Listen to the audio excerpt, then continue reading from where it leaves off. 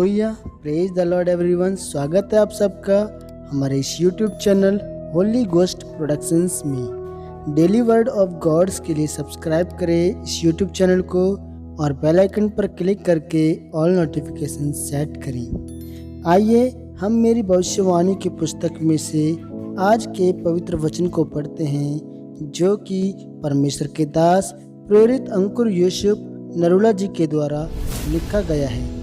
आज का पवित्र वचन, दुखों में आप क्या बोलते हैं। जिस तरह दूसरे राजाओं की पुस्तक अध्याय 4 की 26 आयत में लिखा है, अब उससे मिलने को दौड़ जा और उससे पूछ कि तू कुशल से है।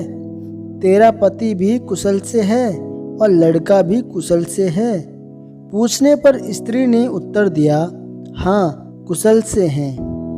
मेरे प्रियो, जब मसीह में आने के बाद परमेश्वर आपको परखे, आपके जीवन में नकारात्मक हालात पैदा हो जाएं, तब आपके दिल में क्या आता है और आप अपने मुंह से क्या बोलते हैं, यह निर्भर करता है कि आप कहाँ तक पहुँचेंगे और उसी पर आपकी आशीष, आपकी बड़ी गवाही निर्भर करती है।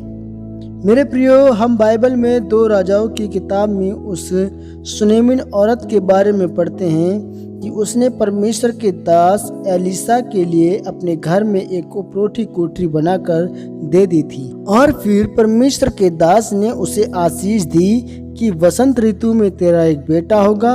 और जब वह लड़का बड़ा हुआ तो एक दिन वह मर गया। जब हम इस कहानी को आगे पढ़ते हैं तो लिखा है कि उस नकारात्मक परिस्थिति में उसने एक बार भी अपने मुंह से गलत शब्दों को नहीं निकाला। जब वह परमेश्वर के दास के सेवक के पास पहुंची तो उसने कहा कि सब कुशल से है। उसने अपने पति को भी कहा कि मुझे एलिशा के पास जाने दे, सब कल्याण होगा। मेरे प्रियो, याद रखें, अगर आप अपनी नकारात्मक परिस्थितियों में अपने मुंह से सही शब्द निकालते हैं और परमेश्वर का वचन बोलते हैं, तो आप अपनी उस नकारात्मक परिस्थिति को अपने जीवन की बड़ी गवाही में बदल सकते हैं। उसने कहा सब कुशल से है और अपना सारा हाल एलिशा के सामने रखा, लेकिन एक बार भी उसके मुंह से यह नहीं निकला कि मेरा बेटा मर गया है। और उसके आशीषित होने का और उसके बेटे का जिंदा होने का यही कारण था कि उसने अपने मुंह से कुछ भी गलत शब्द नहीं बोला और परमेश्वर पर दोष नहीं लगाया। मेरे प्रियो, आज लोगों के जीवन में थोड़ी सी परीक्षा आ जाए तो वह बोलने लगते हैं कि परमेश्वर तो मेरी सुनता ही नहीं है। थोड़ा सा दुख क्या आ जाए वह परमेश्वर से शिकायत करने लगते हैं, और अगर परमेश्वर कुछ समय के लिए उनको आशीष ना दे तो वह कुड़कुड़ाकर प्रार्थना करनी छोड़ देते हैं। मेरे प्रियो, आपके जीवन में नकारात्मक परिस्थितियां आएंगी, लेकिन उस समय आपके दिल में और मुंह पर क्या आता है यह निर्धारित करेगा कि आपकी आशीषें कितनी ज़्यादा और बड़ी होंगी।